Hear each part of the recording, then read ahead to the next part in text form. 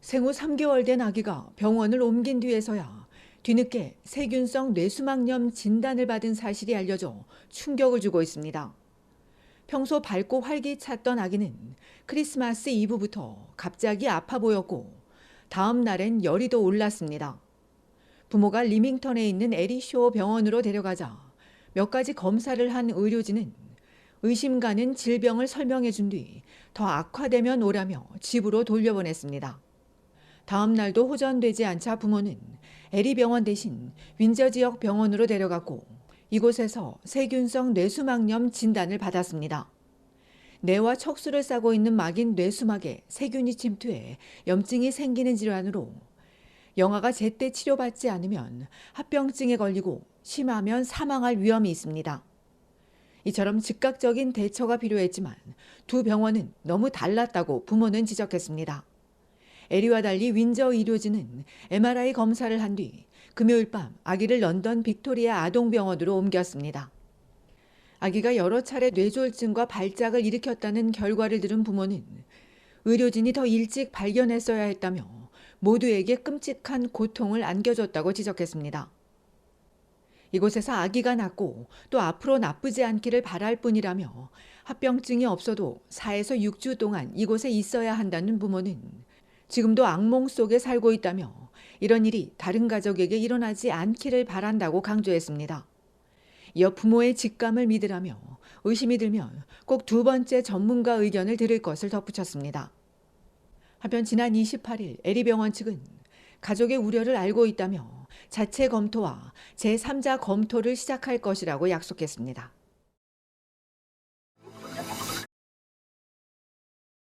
캐나다인들은 가정생활용품 비용 상승과 높은 이자율을 가계 재정에서 가장 큰 걱정거리로 여기는 것으로 나타났습니다.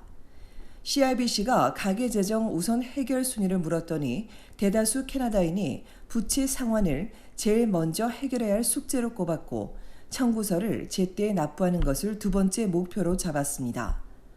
부채 상환이 그만큼 큰 부담인 건데 1년 새 부채가 더 늘었다는 응답도 28%에 달했습니다. 이는 높은 생활비와 소득에 비해 더 늘어난 지출, 예상치 못하게 큰 돈이 들어가는 긴급한 상황이 원인으로 나왔습니다. 경기 침체 전망이란 질문에 응답자 3명 중 2명은 경기 침체 가능성을 걱정한다고 응답했습니다.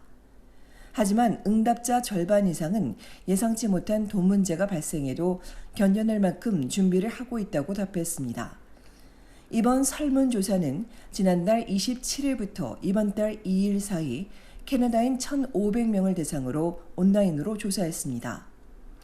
이처럼 내년에도 생활비 걱정이 이어질 거란 우려가 커지는 가운데 높은 생활비가 은퇴를 늦추고 있다는 지적입니다.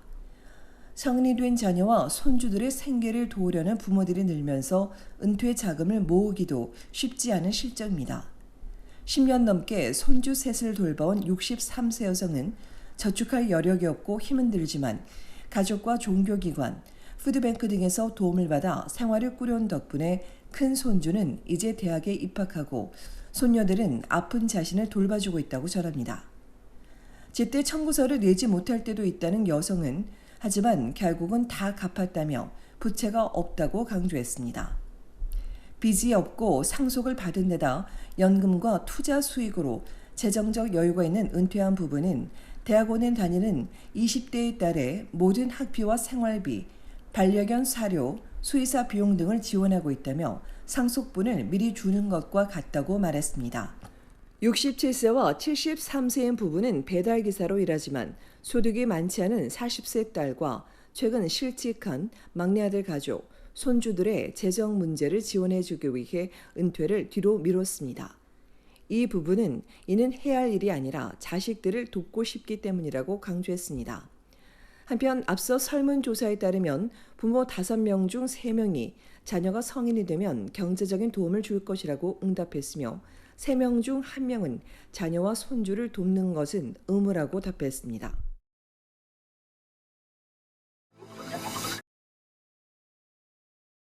온타리오주에서 새해 달라지는 제도들을 알아봤습니다. 먼저 도로교통법이 바뀝니다. 충돌 사고 이후 재산 피해가 $2,000이면 경찰에 신고했지만 앞으로는 $5,000 이상일 경우 경찰에 신고합니다. 운전자와 상업용 차량 운영자, 경찰 서비스의 행정 부담을 줄여주기 위한 개정입니다. 세법 개정을 통해 자녀를 잃은 가족의 온타리오 자녀 수당 자격이 6개월 연장됩니다. 온주 보건지역 중 9곳을 4곳으로 합병해 수용 인원 제한과 인력 문제 등을 해결할 계획입니다. 또한 1월 1일부터 모든 장기 요양시설에는 스프링클러가 있어야 하며 추가 작업을 위해 준수기한을 내년 7월 1일까지 연장합니다. 신규 이민자를 착취하는 사기 이민을 단속하도록 온타리오 이민법도 변경됩니다. 이민 담당자는 등록이나 면허 증빙을 제공해야 하고 신청자와 서면 계약을 맺어야 하며 위반 시 벌금 인상은 물론 유죄 판결을 받으면 면허가 중단될 수 있습니다. 온주 정부는 더럼과 워터로 지역 내 토지 이용 계획 책임을 지자체에 부여해 주요 토지 이용 계획을 간소화하고 주택을 더 빨리 건설하도록 할 예정입니다. 이 밖에도 온주의 대학과 컬리지는 학생의 정신건강을 지원하고 캠퍼스 내 인종차별과 증오를 해결하고 예방하기 위한 명확한 정책을 수립해야 합니다. 이외에도 정부는 건설 근로연장 인력이 20명이 넘고 석 달 이상 지속될 경우 생리대를 제공하도록 하고 있습니다.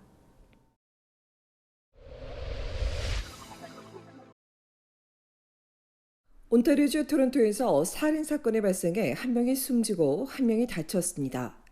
어젯밤 11시 45분 올드 웨스턴 로드와 록웰 애비뉴 부근 실버톤 애비뉴에서 30세 남성이 총에 맞고 숨진 채 발견됐고 또 다른 60대 남성은 흉기에 찔려 중상을 입고 병원으로 급히 이송됐으며 생명이 위중한 것으로 알려졌습니다. 살인사건 전담팀이 수사 중인 가운데 오늘 오전까지 용의자에 대한 정보는 공개되지 않았습니다.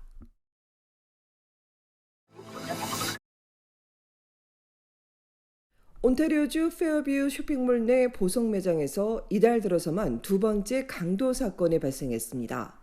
어젯밤 8시 45분 망치를 들고 보석 가게를 턴 뒤 도주하던 일당 5명 가운데 토론토 출신의 14세와 15세 소년 둘, 브렌트포드 출신의 17세 소년이 무장 강도와 변장 혐의 등으로 경찰에 체포돼 오늘 법원에 출두했으며 달아난 공범 2명을 뒤쫓고 있습니다.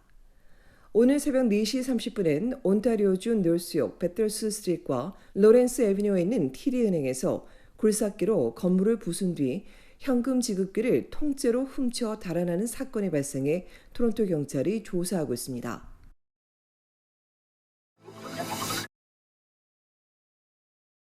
브리티시 콜롬비아주 밴쿠버 섬의 한 해안 고속도로에서 발견된 바다 사자가 경찰의 호의 덕분에 무사히 돌아가는 일이 있었습니다. 지난 일요일 새벽 고속도로에서 바다 사자 한 마리를 봤다는 신고를 받은 경찰이 바다에서 10km 떨어진 고속도로 한가운데를 막고 있는 150kg의 수컷 바다 사자를 발견하고 전문가와 고속도로 관리자의 도움을 받아 도로 아래쪽으로 바다 사자를 조심스럽게 몰아 90여 분 만에 호수로 돌려보냈습니다. 어둡고 위험한 상황에서 바다 사자를 발견하고 신고해준 운전자 덕분에 무사히 돌아갈 수 있었던 것으로 알려진 가운데 전문가는 이 바다 사자가 케네디 강을 따라 바다에서부터 상당히 먼 거리를 헤엄쳐 올라와 케네디 호수에 다다른 뒤 고속도로로 올라왔을 가능성이 크다고 전했습니다.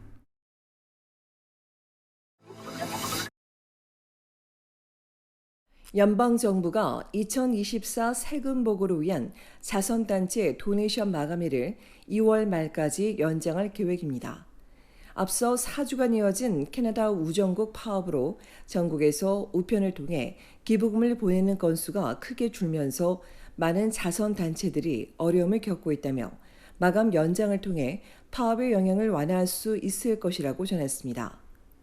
구세군의 경우도 올 연말 기부금이 50% 넘게 감소한 것으로 알려진 가운데 이를 위해 정부가 내년 1월 27일 의회가 열리면 변경 내용의 법안을 제출할 예정인데 야당들이 새해에 자유당 정부를 불신임할 것으로 전해지면서 해당 법안의 통과 여부도 불확실한 상황입니다.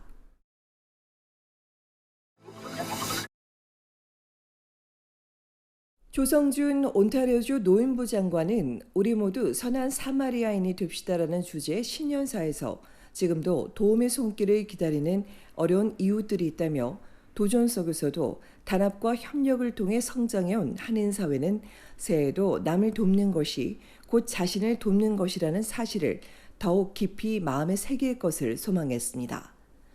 최근 사고 소식에 깊은 우려와 안타까움을 표한 연하마틴 연방상원의원은 오랜 10월을 한국문화유산의 달로 지정한 역사적인 해였다며 새해엔 한인사회가 더욱 번창하고 우리 공동체의 목소리가 반영되도록 최선을 다해 봉사할 것이라고 약속했습니다. 제주항공 참사 희생자들을 애도하고 유가족에게 위로의 말을 전한 이몽순 주 캐나다 대사는 을사년 푸른 뱀의 해를 맞아 푸른색이 지닌 희망찬 가운데 뱀의 지혜로움이 더하여 동포들이 하는 모든 일이 순조롭고 풍성한 결실을 이어지는 한 해가 되기를 바란다고 전했습니다.